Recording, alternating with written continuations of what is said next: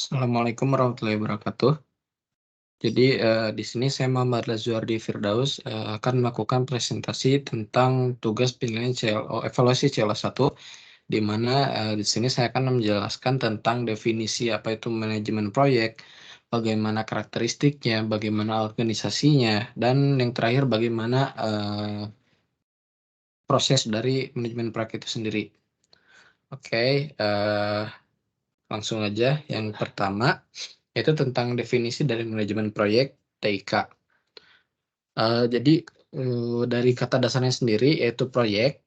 Proyek merupakan sebuah usaha yang sifatnya sementara yang dilakukan untuk menyelesaikan suatu produk atau jasa. Yang di mana di sini kita, artinya di sini kita melakukan sebuah usaha untuk menyelesaikan suatu tujuan tertentu, suatu produk atau jasa dengan tujuan tertentu, eee, baik itu untuk kepentingan kita sendiri atau kepentingan orang lain. Kemudian yang kedua, lantas apa itu arti dari manajemen proyek? Jadi manajemen proyek sendiri merupakan penerapan dari pengetahuan, keterampilan, tools atau barang-barang yang digunakan, dan juga teknik pada aktivitas proyek dalam mencapai sasaran dari proyeknya itu sendiri. Nah, apa aja sih, sasaran dari proyek itu sendiri yang ada, jadi ada 3 ya. Yang pertama, scope goals-nya, atau tujuan dari proyek itu apa. Yang kedua adalah time goals, yaitu waktu yang dibutuhkan untuk menyelesaikan suatu proyek. Yang ketiga adalah cost and goal, atau biaya yang dibutuhkan dari suatu proyek. Nah, oke, selanjutnya tentang karakteristik dari manajemen proyek. Yang pertama yaitu manajemen proyek bersifat sementara karena, terjadi ketika kita sedang mengerjakan suatu proyek, setelah itu, setelah kita selesai maka proyeknya sudah berhenti. Yang kedua adalah produk atau jasa yang dihasilkan unik. Ini bisa bergantung pada permintaan dari, customer. Kemudian yang ketiga yaitu membutuhkan sumber daya, atau tools yang tadi saya sebutkan. Yang keempat, penuh ketidakpastian karena kita tidak tahu, kapan ada proyek lagi ataupun, ya sejenisnya. Kemudian yang kelima, memerlukan perencanaan karena, supaya kita bisa mengetahui kapan proyek itu, berhasil, kapan, berapa cost yang dibutuhkan, dan skop ataupun ya, target-target dari, proyek itu yang tadi saya sebutkan.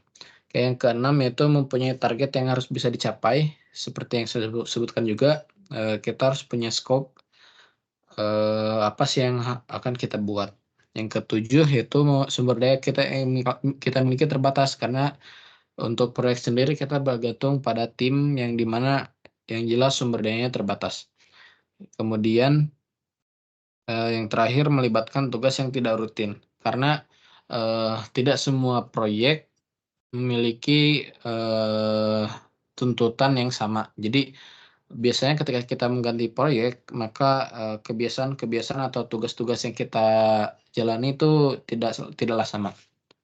Oke, kemudian yang ketiga yaitu organisasi dari suatu proyek. Secara garis besar, organisasi dalam suatu proyek dibagi menjadi 3. Yang pertama ada organisasi fungsional, di mana organisasi fungsional ini merupakan struktur organisasi, di mana tim proyek merupakan, bagian dari Departemen Teknologi Informasi yang lebih besar, khususnya karena ini merupakan proyek dari TIK. Kemudian yang ketiga adalah organisasi proyek itu sendiri. Untuk organisasi proyek, merupakan struktur organisasi di mana tim proyek TIK dibentuk secara khusus untuk menangani proyek tertentu dan biasanya dibubarkan setelah proyek selesai. Inilah kenapa proyek ini memiliki sifat sementara, karena setelah proyek selesai maka tim-tim tersebut dibubarkan setelah proyek selesai.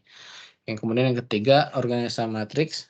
Sebenarnya untuk organisasi matriks ini ada beberapa bagian ya, cuma untuk mempersingkat saya rangkum menjadi satu, di mana kurang lebih pengertian dari organisasi matriks merupakan kombinasi dari struktur fungsional dan proyek, di mana tim proyek TIK bekerja secara bersama dalam departemen fungsional, tapi memiliki otoritas proyek yang jelas.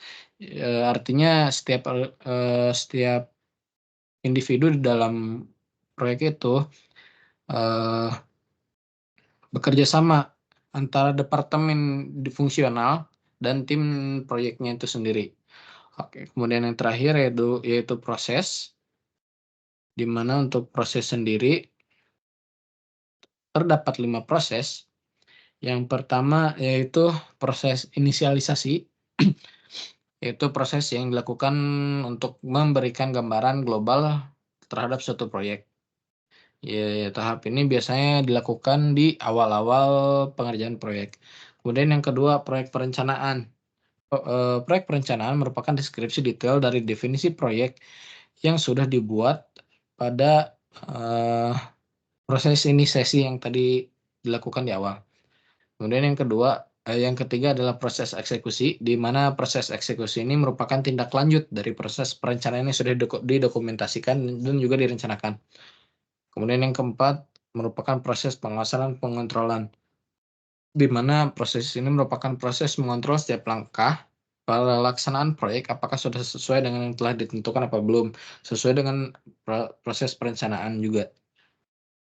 Kemudian yang terakhir merupakan proses penutupan, yaitu memberikan laporan hasil dari yang diperoleh dari aktivitas proyek yang sudah dilaksanakan. Artinya proses penutupan dilakukan ketika proyek sendiri sudah selesai. Oke, mungkin cukup sekian dari saya. Mohon maaf jika ada kekurangannya. Ya, Assalamualaikum warahmatullahi wabarakatuh.